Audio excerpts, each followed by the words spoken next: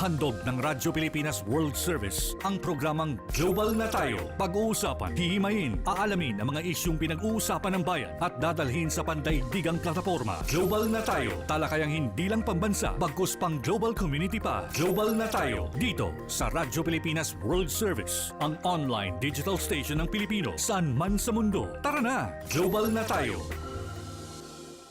Muli po isang mapagpalang pagbati sa inyong lahat at welcome na naman po sa isa pang edisyon ng programang Global na Tayo. Hatid po sa inyo ng himpilang Radyo Pilipinas World Service. Ang Radyo Pilipinas World Service ay isa po sa mga himpilan ng Presidential Broadcast Service sa patnugot ng Presidential Communications Office. Ako po inyong lingkod, Ray Sampang. Kasama pa rin ang ating Global na Tayo team. Of course, mula po sa ating Master Control si Mr. Milo Junela, sa ating Wirecast Operation, siyempre si Justin, and ang ating Executive Producer for today, si Mr. Jerome Toledo. Kami po ay inyo nasusubaybay na napapanood live sa pamamagitan po ng ating Facebook broadcast page. Sa inyo po mga Facebook browser, type lamang Radyo Pilipinas World Service. Gayun na rin po sa ating YouTube channel. Sa inyo pong YouTube browser, type nyo lamang Radyo Pilipinas World Service. And of course, sa iba't ibang panig ng mundo, sa pamamagitan po yan ng ating shortwave broadcast gamit ang mga shortwave transmitters ng Voice of America. Yan. And of course, sa ating, hindi mapapahuli yan, yung ating live audio streaming para sa ating real-time, on-time na pagtutok ninyo sa ating mga programa dito pa rin sa Radyo Pilipinas World Service. Ayan. So, paki-like and follow na lamang po ang ating official Facebook page, Radyo Pilipinas World Service, and paki-subscribe na rin po sa ating Radyo Pilipinas YouTube channel. Alright, ngayong episode na ito ng Global na Tayo, tututukan po natin muli, babalikan natin muli ang Department of Social Welfare and Development sapagkat alam naman po natin itong mga nakalipas na araw, napakahalaga po ng role na ginampanan talaga ng DSWD. Kasama ng iba pang ahensya ng gobyerno. Pero ang DSWD po kasi ang talagang nanguna sa pamamahagi ng AICS, Assistance for Individual in Crisis, lalo-lalo na doon sa ating mga tricycle drivers. And of course, tuloy-tuloy pa rin ang pamamahagi nila ng mga cash assistance nitong DSWD sa iba pang mga sektor ng ating lipunan, lalo na sa ating mga public utility drivers para makaagapay po dito sa matinding pagsubok na kinakaharap natin ngayon sanhin ng patuloy na pagtaas ng presyo ng produktong petrolyo. So, nasa linya po natin ngayon ng komunikasyon ng ating buting spokesperson ng DSWD. Walang iba kundi si Assistant Secretary Irene Dumlao. Sec Irene, magandang araw po. Si Ray Sampang po ito sa programang Global na Tayo. Hello. Magandang umaga sa iyo.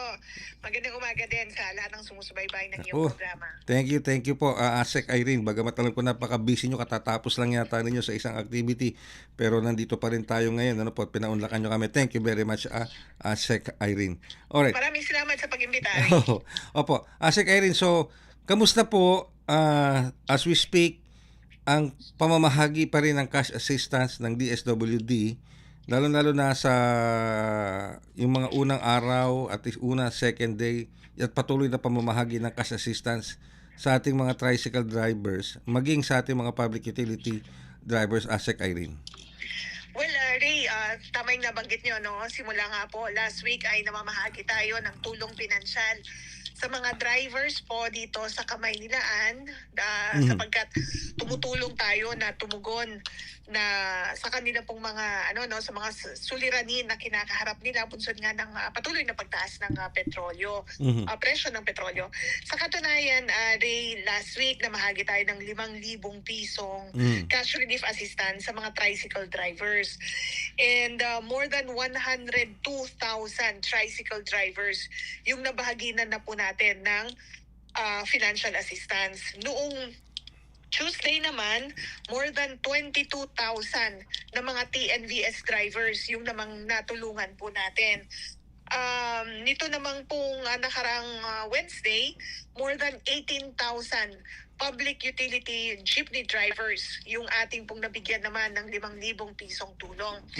And then itong Thursday, Friday, nagpapatuloy naman yung distribution ng tulong pinansyal sa mga service delivery riders. Okay, alright. So we don't have that specific number yet how many have been served kasi hanggang ngayon nagpapatuloy yung distribution. But then tomorrow, ang isuserve naman natin are MC taxi Yes, drivers. okay. So nagpapatuloy ang ating pamamahagi ng tulong, and then after Holy Week, Ray, lalabas naman tayo ng Maynila. Pupunta naman tayo sa mga major cities at mga probinsya.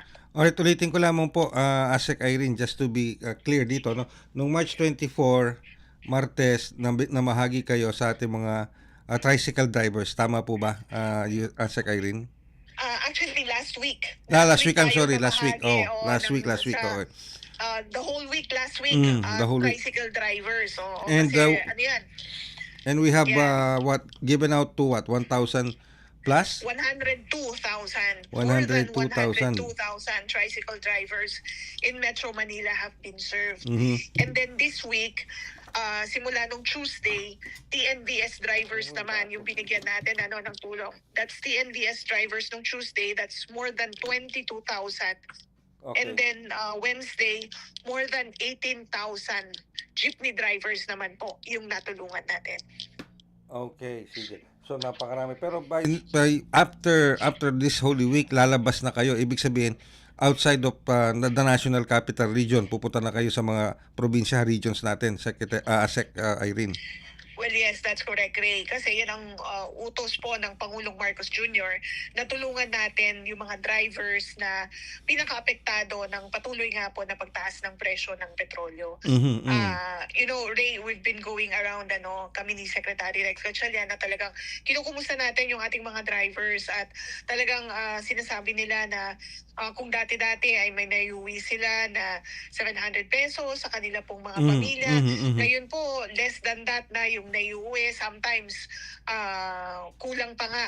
Nagdi-negative pa sila. Kaya talagang kinakailangan nating tulungan po sila. At sa pamamagitan nga nitong cash relief assistance ay somehow na-address yung kanila pong mga pang-araw-araw na pangangailangan. Alright. Since nung nagsimula po kayo last week dun sa tricycle drivers natin at ongoing pa rin hanggang ngayon sa iba pang sektor ng public utility, may mga reports po na hindi nakakasama sa listahan, hindi nabibigyan, may ilang pang mga reports na may hinimatay daw dun sa pila dahil hindi na kumain. Pero ang tanong ko dito, ASEC Irene, is sa inyo ba talaga nanggagaling yung listahan o sa LTFRB manggagaling ang listahan? Alam niyo po, ang role ng DSWD ay mag-distribute na lamang po noong 5,000 pisong financial assistance. And we work closely with the local government units and the LTFRB para po doon sa talaan o listahan ng mga drivers. Para po sa mga tricycle drivers, kami po ay nakipag-ugnayan sa mga lokal na pamahalaan kasi yung mga tricycle drivers po natin, sa LGU po sila kumukuha ng prangkisa o ng permiso para makapamasada. Yun naman pong mga ibang drivers, kagaya ng TNVS, ng jeepney drivers, kinuha naman po natin yung listahan mula sa LTFRB. Okay. At si LTFRB, kinuha naman po niya yan doon sa mga iba't ibang mga TNC, yung mga transport network companies. So, again, kapag naipasa na po sa DSWD yung listahan, magsasagawa kami ng deduplication process para matiyak na wala pong nadodoble doon sa mga drivers. And then after that, kapag may pag malinaw na yung ating pong listahan, that's the time that we conduct the payouts. In some cases kasi, Ray, ito nakita natin nung umiikot-ikot nga po tayo, nag-supervise din si Secretary Rex Gatchalian ng mga payouts. Nakita natin na some drivers were not included in the list. Okay. Kasi po, kulang yung kanilang impormasyon. Mhm. Halimbawa, walang middle name Mhm. o wala pong birth date. Bakit po hinihingi yon ng DSWD? Kasi po, kapag nagsagawa kami ng deduplication process, pwede kasi na may 2, 3 tao ay Mhm. magkapangalan. Mhm. Pero nalalaman natin at nadidistinguish sila as unique individuals kapag tinignan na natin yung middle name and Yan. yung birth date. Oo. Doon na po kasi nagkakaiba. Mhm. Ngayon, kung halimbawa hindi po kumpleto yung impormasyon, ibinabalik po yun sa LTFRB. Mhm. At si LTFRB, ibabalik rin niya yon sa transport network para doon sa kumpanya para makuha yung pong karagdagang impormasyon. Ayun. And hindi naman po kinakailangang mag-alala nung Mhm. at magsasagawa tayo ng special payout para sa kanila. Mhm. Ito yung mga eligible drivers, talagang lehitimo sila na bumabiyahe, meron po silang mga dokumento, but then hindi lamang po na-encode dun sa system. Magsasagawa tayo ng special payout for them.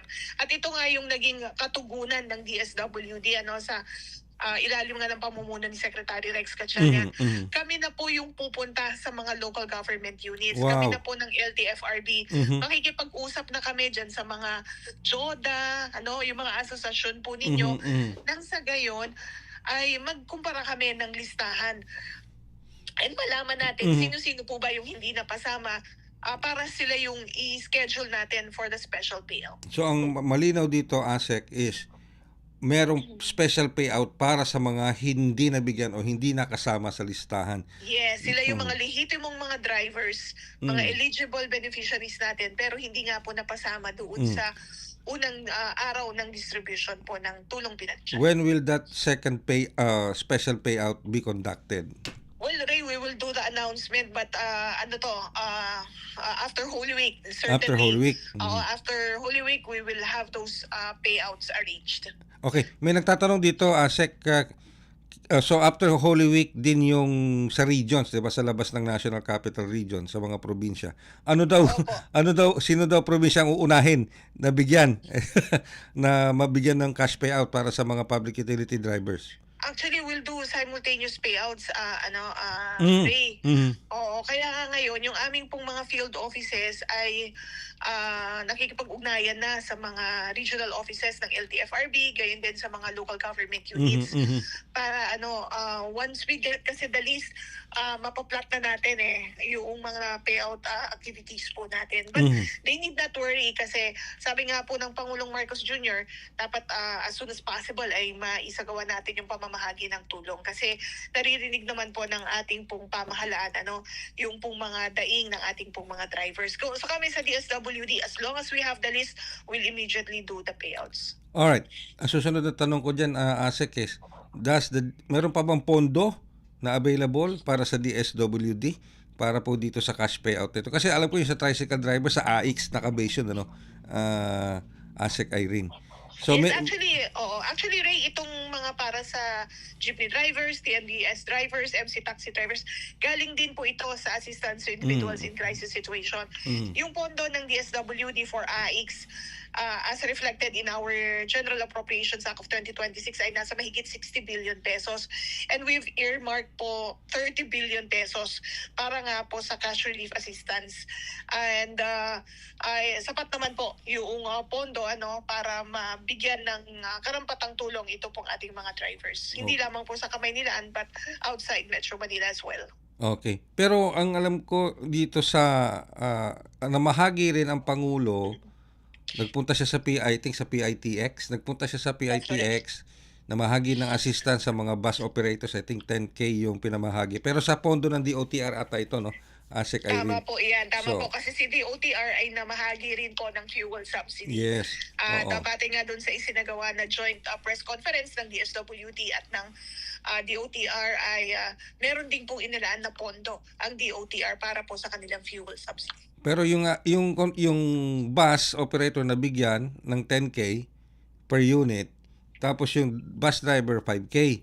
Kaya lang yung conductor walang nakuha, walang naibigay, at parang i-endorse daw sa inyo sa DSWD, sa AX. Nakarating na ba sa inyo to, ASEC Irene? Well, yes, of course, course, ito ay sabi nga ng aming pumuting secretary, i-assess din po natin sila, no? Kasi syempre, batid din naman natin na sila ay sumasa ilalim sa crisis situation. Kaya sabi po namin, makipag-ugnayan din kami sa DOTR regarding po diyan. Yun, okay, sige. Pero huling katanungan ko na lang, Asek Irene. Di ba, pinirmahan na ni Pangulo itong National State of Energy Emergency. And then meron din siyang EO Executive Order 110 at under the 110 meron tayong tinatawag na Uplift Committee. Now how kasama diyan ang I believe kasama sa Uplift program ang DSWD. So how will this Uplift program under the EO 1110 help DSWD and other government agencies na para mas lalong mapabilis at mapalawak yung ginagawa po ninyong serbisyo ngayon? Actually, Ray, itong Uplift ay talagang nagpapakita, no, ng whole of government response para po ma-ease yung impact noong pagtaas o patuloy na pagtaas ng fuel prices, lalong-lalo na sa mga vulnerable sectors. And of course, yung pag-formulate nga din ng mga ibang pang mga mekanismo para matulungan yung ating mga vulnerable sectors. Kami naman po sa DSWD patuloy na nakikipag-ugnayan sa iba't ibang ahensya nga ng pamahalaan because yun naman po yung objective nung Unified Package for Livelihoods, Industry, Food and Transport para nga po matiyak yung protection din ng vulnerable sectors. Again, patuloy na isinasagawa yung mga pagpupulong hinggil po dito and yung koordinasyon ay naisasagawa naman po. Kasi kami rin sa DSWD may mga iba't ibang mga programa at serbisyo rin naman po kami na maaaring mai-contribute o magamit para po sa pag-fulfill ng objective po natin sa Uplift. Teka, may nagpapahabol na question, Asek. Tuloy ba daw ang payout maski na Holy Week? Hindi, parang after Holy Week na no? Asek Irene, no? Well, tama po. Hanggang bukas po yung ating mga payouts, yung mga MC taxi drivers po natin bukas. And then we will resume na po with the other payouts after Holy Week. So ayun. So walang payout sa mismong Holy Week, after Holy Week na. Yan, okay? Yes, in observance of the Lenten season. Yes. Tayo po muna ay magsasagawa rin ng mga liquidation processes para malaman din natin kung magkano na at ilan na po yung ating nabahaginan ng tulong. But at the same time, we will do preparatory activities na rin o yung mga paghahanda para isasagawa natin na payout activities outside Metro Manila after Holy Week. With that, Asek Irene, maraming salamat at unless meron pa kaming hindi na itanong na gusto mong iparating sa ating mga tagapanood at tagapakinig. Go ahead po, Asek Irene. Well, Ray, again, thank you for giving DSWD this chance para makapagpaliwanag sa ating pong mga sumusubaybay na mga tsuper. Lagi lang po natin paalala sa ating pong mga drivers na magtungo po sa mga payout activities sa itinakdang araw at itinakdang oras para hindi naman po masayang ang inyong panahon at patuloy po rin po kayong makapamasada. And then, pag kayo po ay magtutungo sa aming po mga payout activities, dalhin nyo lamang po yung inyong driver's license, yung original at the photocopy po nito. And patuloy po na subaybayan yung aming pong mga pages with the LTFRB, yung DSWD and the LTFRB para sa mga karagdagang impormasyon pa po hinggil sa mga isinasagawa natin ng mga payouts. Again, with that, Ray, salamat po ulit. Magandang araw sa inyo. Thank you very much. Ang ating pong Assistant Secretary, Irene Dumlao, spokesperson ng Department of Social Welfare and Development. Magbabalik po kami makalipas ang ilang paalala. Mas pinadali na ang government transactions sa tulong ng eGovPH Super App. Pwedeng-pwede mo nang magawa ang lahat ng ito. I-download ang eGov app sa iyong smartphone o tablet mula sa App Store o Google Play Store. Pagkatapos, ilagay ang iyong mobile number at i-authenticate gamit ang one-time PIN o OTP para marehistro ang iyong account. Saka ilagay ang iyong mga pangunahing impormasyon at kumpletuhin ang facial recognition technology para sa verifikasyon ng iyong pagkakakilanlan. Para sa mas mabilis at mas maayos na serbisyong panggobyerno, gamitin na ang eGovPH Super App. Mabilis ang trivia, dagdag talino, Heto na ang Dagling Kaalaman. Alam niyo ba na ang salitang gender ay mula sa Latin word na ang ibig sabihin ay uri o klase at hindi agad kasarian? Noong sinaunang Egypt, may mga babaeng naging pharaoh tulad ni Hatshepsut. Ang New Zealand naman ang unang bansa na nagbigay ng karapatang bumoto sa mga babae noong 1893. Dito sa Pilipinas, kinikilala noon ng mga babaylan, mga pinunong espiritual na kadalasang babae o gender fluid. At tandaan, ang gender equality ay kabilang sa 17 Sustainable Development Goals ng United Nations. Kaya't ang pagkakapantay-pantay ng kasarian ay tungkulin nating lahat. Kaunting kaalaman na malaking dagdag talino. Abangan muli ang susunod na Dagling Kaalaman. Kayo po ay patuloy na sumusubaybay sa programang Global na Tayo dito pa rin sa Himpilang Radyo Pilipinas World Service at ako pa rin po inyong lingkod, Ray Sampang. Kanina po nakausap natin ng DSWD para sa ginagawa nilang cash payout para sa ating mga public utility drivers. That includes of course yung ating mga last week, yung tricycle drivers natin at ngayong ito namang mga nakalipas na araw, itong ating mga TNBS drivers, mga bus, itong mga bukod sa TNBS drivers, yung mga public utility drivers natin, yung mga jeepney drivers, and of course nitong Webes ang mga delivery riders, at sa Sabado bukas ang mga tinatawag na MC drivers naman natin. Okay, pero hindi lang naman po DSWD at DOTR ang nagbibigay ng financial assistance sa iba't ibang mga sektor, katulad ng sa ating fishery sector, sa ating mga mangingisda, sa ating mga fishing community. Nandyan ang Bureau of Fisheries and Aquatic Resources. They are also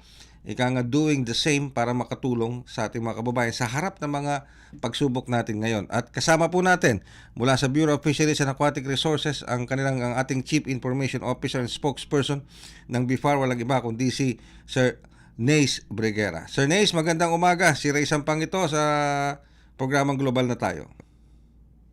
Yes, Sir Ray, magandang umaga at magandang umaga rin po sa lahat ng nakatutok sa inyong programa. Ako, maraming salamat Sir Nace sa pagpapaunlak sa ating programa.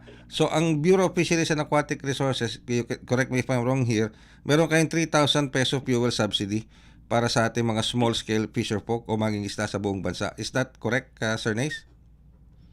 Yes, Sir Ray, tama po yan. One-time fuel assistance po yan na ipinamimigay ng Bureau of Fisheries and Aquatic Resources bilang tulong natin sa ating mga mangingisda.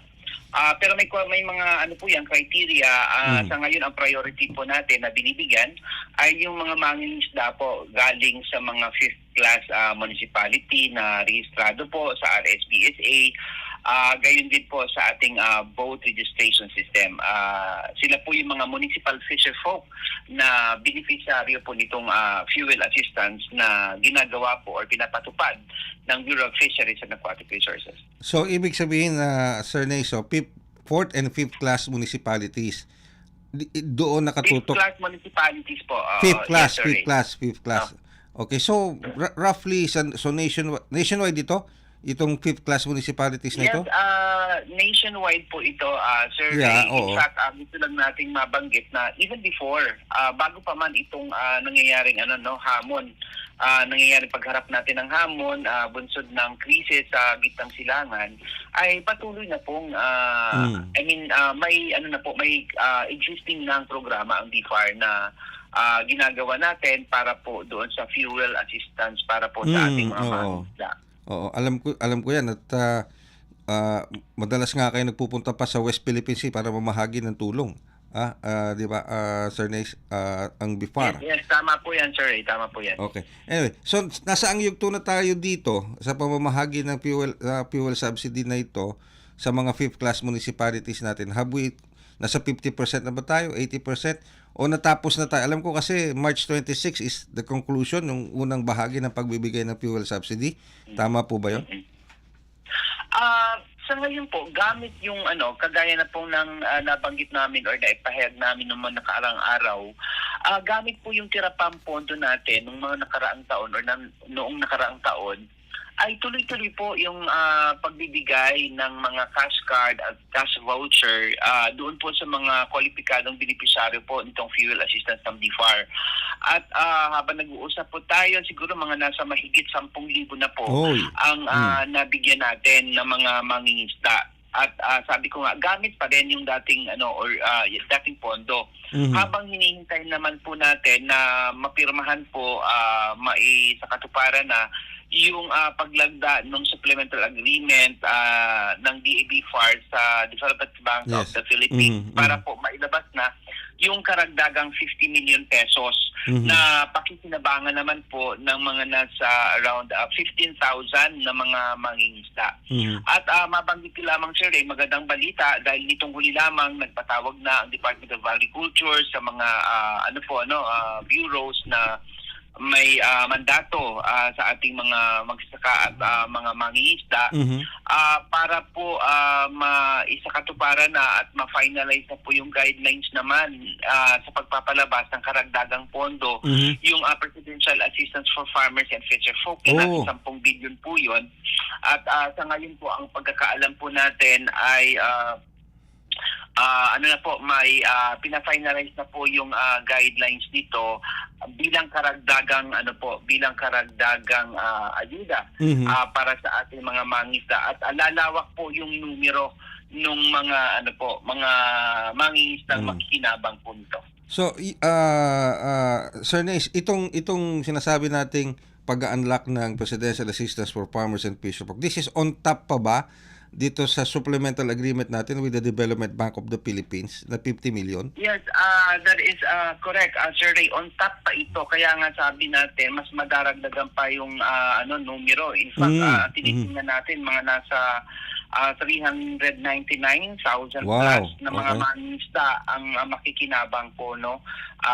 Para po dito sa karagdagang pondo na ipapalabasin po, no, ng pamahalaan sa pamagitan po nga nitong Presidential Assistance for Farmers and Fisherfolk. Alright. Siguro last question ko lang, Sir Nace. Lumabas ng Executive Order 110 at saka of course nideclare na rin ng Pangulo ng Executive Department yung National State of Energy Emergency.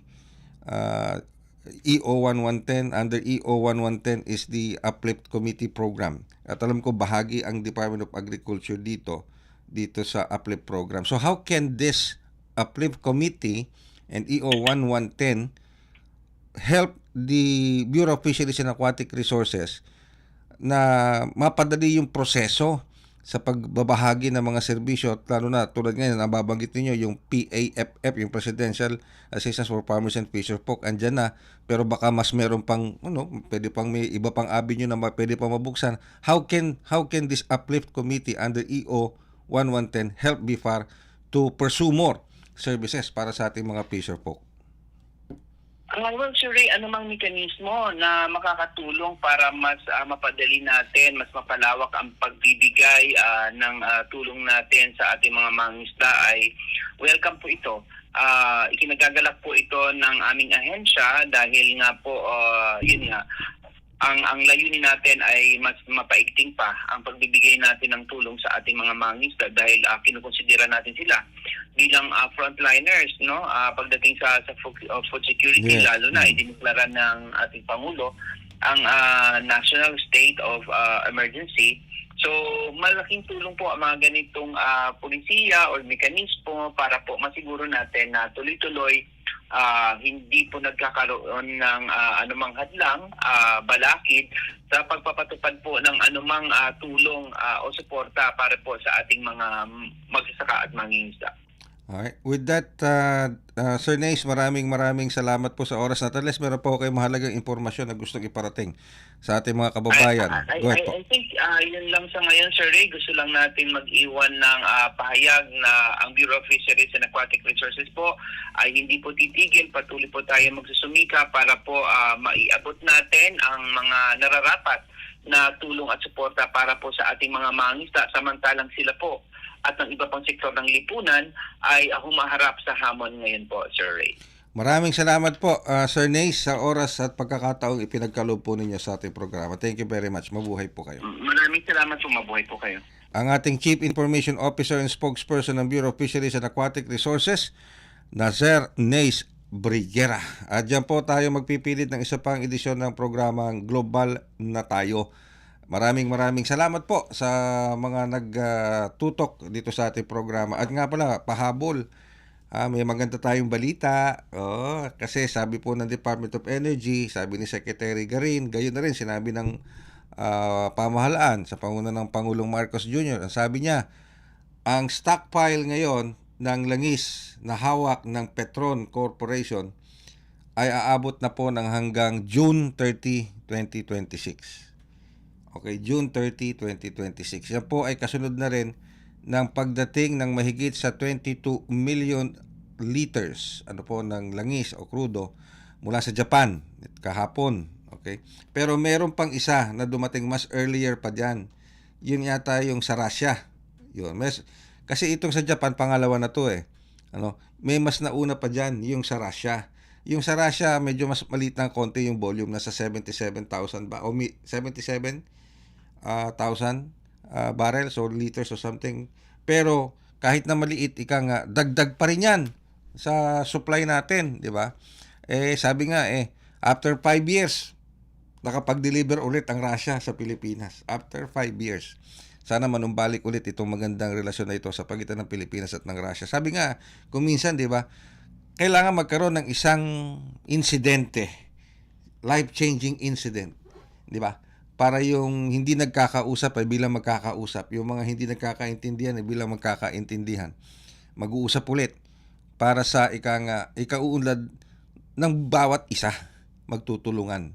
Inherent pa rin sa humanity yung pagkikipagtulungan sa bawat isa. Pag kinakailangan na talaga ng tulungan, maisasantabi mo yung mga issues mo, personal issues mo, kung ano man yan. Tulad ngayon, pinupush na rin, bukas na rin. Sinasabi po ng Malacanang, ng Pangulo, na bukas siya sa pakikipag-usap, di ba? Sa China, pakikipag-cooperate sa China, pagdating sa pag-explore ng natural gas sa West Philippine Sea o sa iba pang mga lugar sa Pilipinas. Basta ang pinag-uusapan dito ay exploration ng natural resources na pakikinabangan ng Pilipinas, hindi po ng China lang. Of course, syempre, nandoon na rin ang interest ng China, kaya sila makikipag-cooperate. Pero hindi po pwedeng solohin ng China yan sapagkat yan po ay ating natural resources. At sincero ang pamahalaan. Babaliktarin ko lang yung sinabi ng China kasi sumagot ng China. Ang sabi ng China, Chinese Embassy, okay sila doon sa cooperation basta sincero lang daw ang Pilipinas. Kailan ba kami hindi naging sincere sa pakikipag-usap sa inyo? Lagi namang sincere ang Pilipinas sa pakikipag-usap sa inyo, China. Kayo ang hindi sincere. Di ba?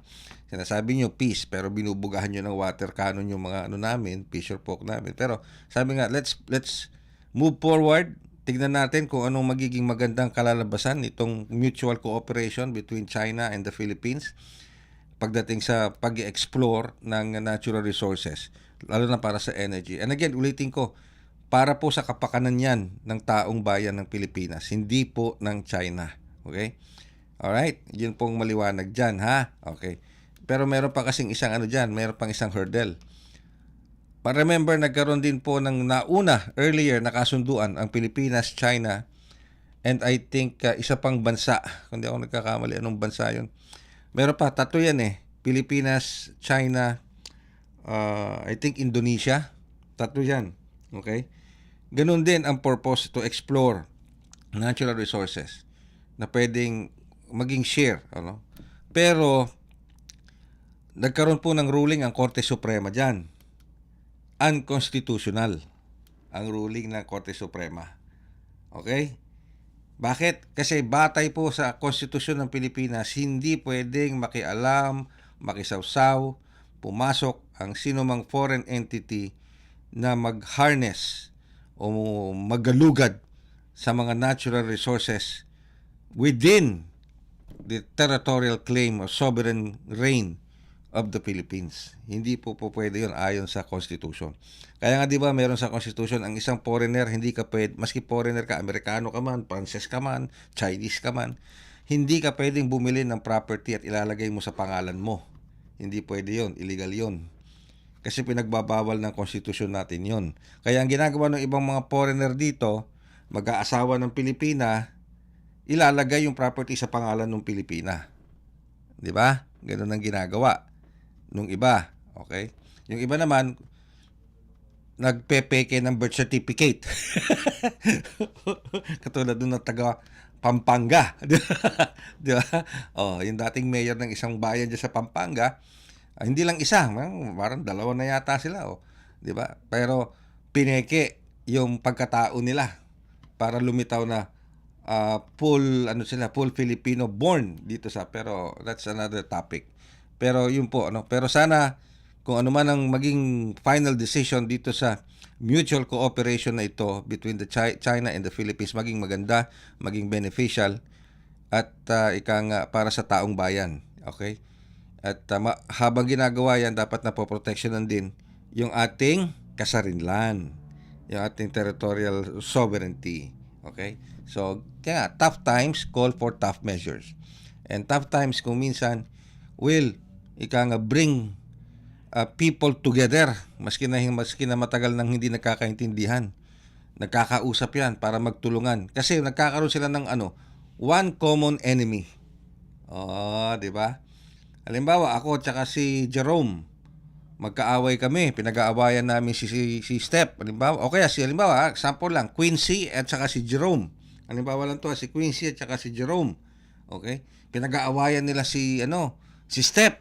Hindi na alam kung sinong gusto ni Step. Halimbawa lang. O, pag-aawayan nila. 'Di ba? O. Nagkasakit si Step. Halimbawa, nagkasakit. O, hindi na niya ma-take yung ginagawa ng dalawa. Ang haba ng hair mo, Step, ha? Ang gagawin nitong dalawa, hindi malayo, sabi mag-uusap sila. Wag na nating stressin si Step, 'di ba? Hayaan muna natin siya magpahinga, 'di ba? Muna tayo, friends muna tayo. Oh, 'di ba yung mga ganon, 'di ba? Yung mga simpleng style na example lang, 'di ba? Okay? O 'di ba sa pamilya, sa isang pamilya, namatay ang lolo o namatay ang magulang, may naiwanang property, 'di ba?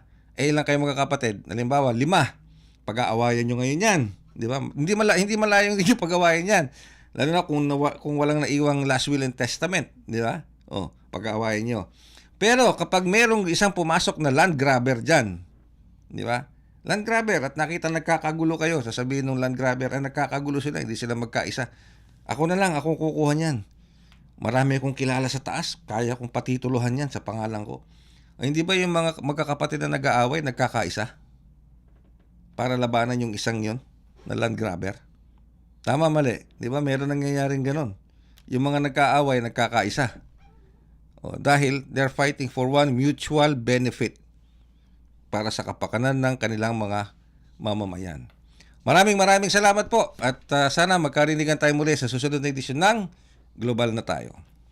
Handog ng Radyo Pilipinas World Service ang programang Global na Tayo. Pag-uusapan, hihimayin, aalamin ang mga isyung pinag-uusapan ng bayan at dadalhin sa pandaigdigang plataforma. Global na Tayo, talakayang hindi lang pambansa, bagkus pang global community pa. Global na Tayo, dito sa Radyo Pilipinas World Service, ang online digital station ng Pilipino saan man sa mundo. Tara na, Global na Tayo.